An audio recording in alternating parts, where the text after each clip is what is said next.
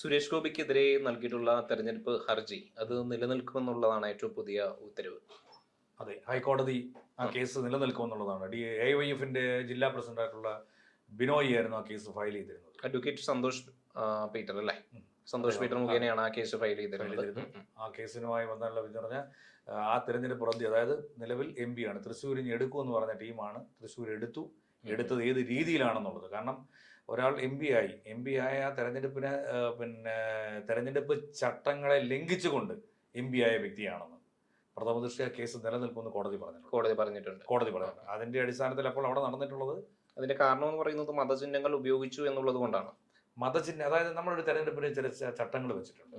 ഈ മത ധ്രുവീകരണം, ജാതി ധ്രുവീകരണം, ജാതിവൽക്കരണം, അത്തരത്തിലുള്ള കാര്യങ്ങളൊന്നും പ്രൊമോട്ട് ചെയ്തുകൊണ്ട് അത് സ്വാധീനിച്ചുകൊണ്ട് ജനങ്ങളിൽ നിന്ന് വോട്ട് നേടരുതെന്ന് പറഞ്ഞിട്ടുണ്ട്. അതിന് വിപരീതമായാണ് അവിടെ നടന്നിട്ടുള്ളത്. മൊത്തം തൃശ്ശൂർ പൂരം കലക്കിയതടക്കം വർഷങ്ങളായിട്ട് നടന്നുകൊണ്ടിരുന്ന ഒരു പൂരം വരെ കലക്കിക്കൊണ്ട് കേരളത്തിനകത്ത് MP ആയ വ്യക്തിയാണ് സുരേഷ് ഗോപി. ജാതിയും മതവും ഉപയോഗിക്കാതെ തെരഞ്ഞെടുപ്പ് ജയിക്കുന്ന ഏതെങ്കിലും അതിന്റെ പേരിൽ നടത്തുന്നതല്ല പ്രകടനങ്ങളുണ്ട്. അത് ശരിയാണ്, ജാതിയും മതവും ഉപയോഗിച്ചിട്ട് തന്നെയാണ് ഇലക്ഷൻ. പക്ഷെ അതിന്റെ പേരും പറഞ്ഞുകൊണ്ട് ഞാൻ ഇന്നതിന്റെ വക്താവായി മാറുന്നതാണ്, ഞാൻ നിങ്ങൾക്ക് വേണ്ടി മാത്രം നിലകൊള്ളുന്നതാണ്, നിങ്ങളാണ് ശരി എന്ന രീതിയിലൊക്കെ പറഞ്ഞും പ്രലോഭിപ്പിച്ചും അടുത്ത ജന്മത്തിൽ ഞാൻ ബ്രാഹ്മണനായി ജനിക്കാൻ കുതിക്കുന്നു. എനിക്ക് അപ്പൊ അത് കേൾക്കുന്നവരുടെ, പിന്നെ ക്രിസ്ത്യാനികളുടെ പള്ളിച്ചതിന് ശേഷം ഞാൻ മാതാവിന്റെ രൂപം എടുത്ത് തലയിൽ വെക്കുന്നു, മുസ്ലിങ്ങളുടെ പള്ളി ചെല്ലുമ്പോൾ കുമ്പിട്ട് നിൽക്കുന്നു തലയിലെത്ത്. അപ്പൊ അത്തരത്തിലുള്ള പ്രവണതകളും മറ്റു കാര്യങ്ങളും ഒന്നും തെരഞ്ഞെടുപ്പിന്റെ രീതിയിൽ അങ്ങനെ എവിടെ തെരഞ്ഞെടുപ്പ് അങ്ങനെ നടത്തിയാലും അത് റദ്ദ് ചെയ്യപ്പെടും എന്നുള്ളത് തന്നെയാണ്. അപ്പൊ 100% സുരേഷ് ഗോപിയുടെ വിഷയത്തിലും ഈ തെരഞ്ഞെടുപ്പിനകത്ത് ഇപ്പം നടന്ന ഈ തെരഞ്ഞെടുപ്പ് മുന്നോട്ട് പോകുന്നു. ഈ കേസ് കൃത്യമായി മുന്നോട്ട് പോയി കഴിഞ്ഞാൽ ഈ സഭ തീരുന്നതിന്, അതായത് ഈ പാർലമെന്റ് സഭ തീരുന്നതിന് മുമ്പ് തന്നെ സുരേഷ് ഗോപി സ്ഥാനഭ്രഷ്ടനാവും. ഉറപ്പാണ്. കാരണം ആ കേസ് പ്രഥമ നിലനിൽക്കുന്നുണ്ടല്ലോ.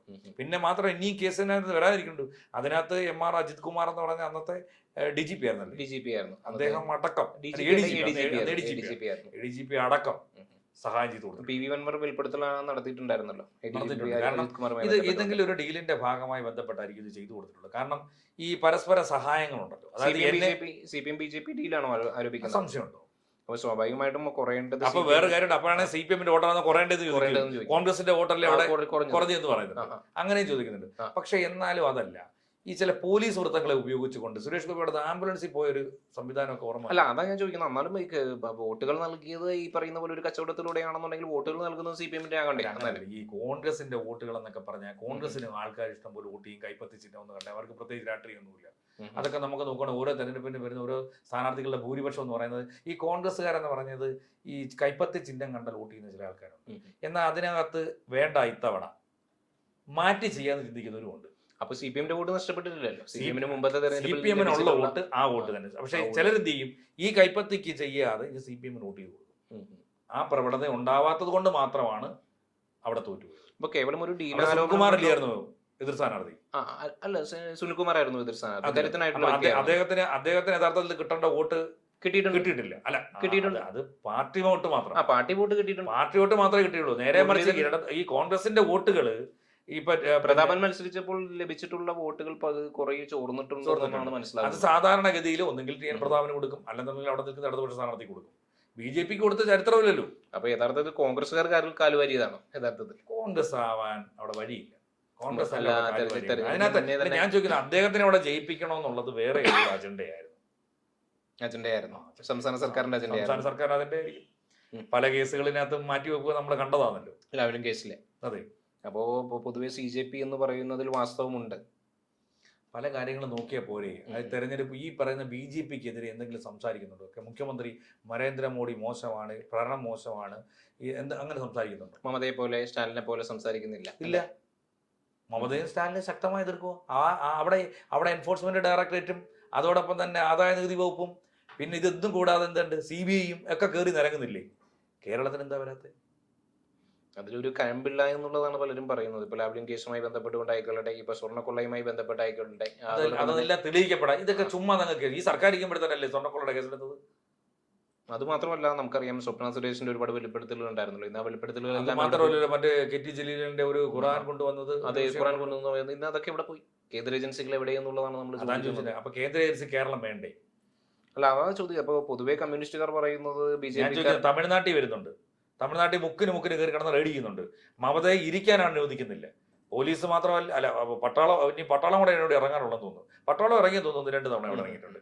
കൂടാതെ പിന്നെ CBIയുടെ ഉദ്യോഗസ്ഥർ മൊത്തം അവിടെ തന്നെയുണ്ട്. പിന്നെ എൻഫോഴ്സ്മെന്റ് ഡയറക്ടറേറ്റുകാരുണ്ട്. പിന്നെ അത് ആദായനിധി വകുപ്പുകാരുണ്ട്. ഇത് ഇത്രയും കടന്ന് വെട്ടിക്കുന്നുണ്ട് അവിടെ.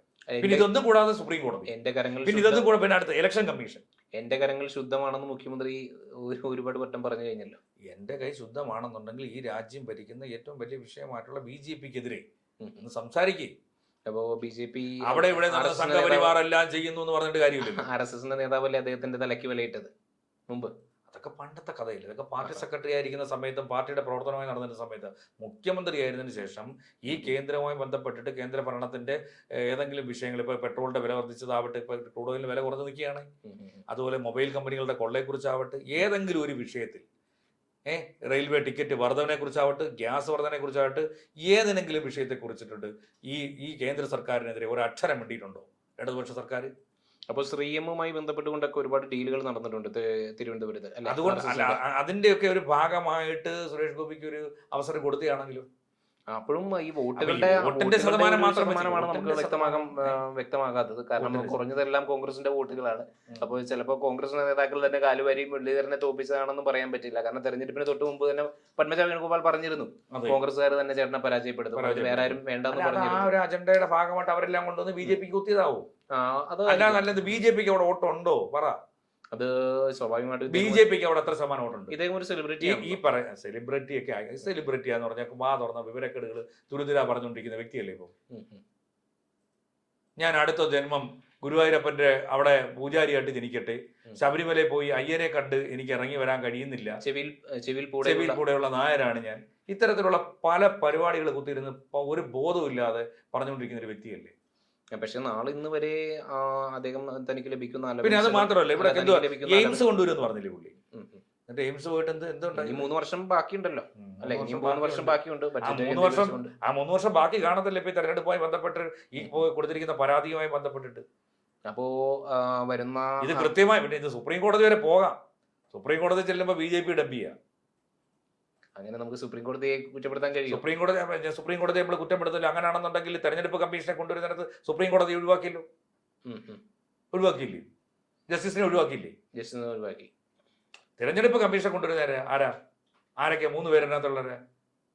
അത് ശരിയാണ്. പക്ഷെ എന്നിരുന്നാലും നമ്മൾ അങ്ങനെ ഈ സർക്കാർ ഇരിക്കുന്ന സമയത്ത് തന്നെ അല്ലേ സുപ്രീം കോടതി ജഡ്ജിമാരെ വിളിച്ച് പത്രസമ്മേളനം നടത്തിയില്ലേ ഈ രാജ്യത്ത്? അല്ല, അത് എല്ലാം നമ്മൾ സുപ്രീം കോടതിയുടെ വിശ്വാസത സമ്പൂർണ്ണമായിട്ട് നഷ്ടപ്പെടുത്താൻ കഴിയുമോ അങ്ങനെ? സുപ്രീം കോടതിയുടെ വിശ്വാസ്യത നഷ്ടപ്പെടുത്തുന്ന സംവിധാനത്തിലേക്കൊക്കെ അപ്പൊ അത് മമതാ ബാനർജി പറഞ്ഞല്ലോ. അല്ല, അത് പ്രതിപക്ഷ നേതാവ് പറഞ്ഞു എന്നത് കൊണ്ട് നമുക്ക് അങ്ങനെ അഭിപ്രായ സ്വാതന്ത്ര്യമുള്ള നാടാണല്ലോ. അതെ അതെ. അപ്പോ ആവിഷ്കാര സ്വാതന്ത്ര്യം, അഭിപ്രായ സ്വാതന്ത്ര്യമുള്ള നാടാണല്ലോ. അപ്പോൾ ഞാൻ പറയുന്നു, അപ്പൊ ഈ പ്രതിപക്ഷ കക്ഷികളെല്ലാം സമ്പൂർണ്ണമായിട്ട് പരാജയമാണ്. കാരണം സുപ്രീം കോടതി വരെ BJPയുടെ കൈപ്പിടിയിലാണെന്നുണ്ടെങ്കിൽ പ്രതിപക്ഷ കക്ഷികൾ സമ്പൂർണ്ണമായിട്ട് പരാജയമാണെന്നുള്ളതല്ലേ അതിന്റെ അർത്ഥം? അതിന്റെ ഉത്തമ ഉദാഹരണമാണല്ലോ നമ്മുടെ ഇവിടെ ഒരു തെരഞ്ഞെടുപ്പ് കമ്മീഷനുണ്ട്.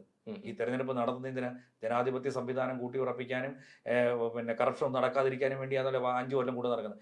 ആ തെരഞ്ഞെടുപ്പ് കമ്മീഷന്റെ ഒരു സീൽ ഏറ്റവും സീലാണ് അത്. പക്ഷേ അത് പിടിക്കപ്പെട്ടിട്ടുള്ള വ്യക്തി എന്ന് പറയുന്നത് നമുക്കറിയാം കമ്മ്യൂണിസ്റ്റ് പാരമ്പര്യമുള്ള വ്യക്തിയാണ്. ആ സീല് അതോടെ പ്ലേസ് ചെയ്തത് അദ്ദേഹമാണ് അവിടെ കൊണ്ട് അടിച്ചെന്നുള്ളത്. അതെ. അപ്പോൾ അങ്ങനെ ഒരു തരത്തിലുള്ള ഒരു നീക്കുപോക്കുകളും അവിടെ നടന്നിട്ടുണ്ട്. പിന്നെ അത് മാത്രമല്ല, ഈ പറയുന്ന സ്റ്റേറ്റ് ഇലക്ഷൻ സംബന്ധിച്ചിടത്തോളം BJPക്കാരൊരു സ്റ്റേറ്റ്മെന്റ് നടത്തിയില്ലല്ലോ. അത് സ്വാഭാവികമായിട്ടും അവർ ഏത് കാര്യങ്ങളിലാണ് അവർ സ്റ്റേറ്റ്മെന്റുകൾ നടത്തുന്നത്? അങ്ങനെയാണ് ജ്ഞാനേഷ് കുമാർ എന്ന് പറഞ്ഞ വ്യക്തി പിന്നെ ഈ വോട്ടേഴ്സ് ലിസ്റ്റിൽ നിന്ന് പേരുകൾ വെട്ടിച്ച് പിന്നെ കുറച്ചതിനെ സംബന്ധിച്ചൊക്കെ ഒരൊറ്റ അക്ഷരം വേണ്ടിയിട്ടില്ലല്ലോ. പാർലമെന്റിൽ തന്നെ എന്തുകൊണ്ടാണ് ഇന്ത്യയുടെ ഏറ്റവും മോശം തെരഞ്ഞെടുപ്പ് കമ്മീഷണറാണല്ലോ. അങ്ങനെയാണെന്നുണ്ടെങ്കിൽ എന്തുകൊണ്ടാണ് ഈ പറയുന്ന രാഹുൽ ഗാന്ധി ഈ പറയുന്ന തെരഞ്ഞെടുപ്പ് കമ്മീഷൻ അനാസ്ഥയ്ക്കെതിരെ ഇഷ്ടം പോലെ എത്ര തവണ പോരാടിയിട്ട് രാജ്യത്തെ മാധ്യമങ്ങളൊന്നും കൂട്ടിട്ടില്ലെന്നേ? ഏത് മാധ്യമങ്ങളുണ്ട്?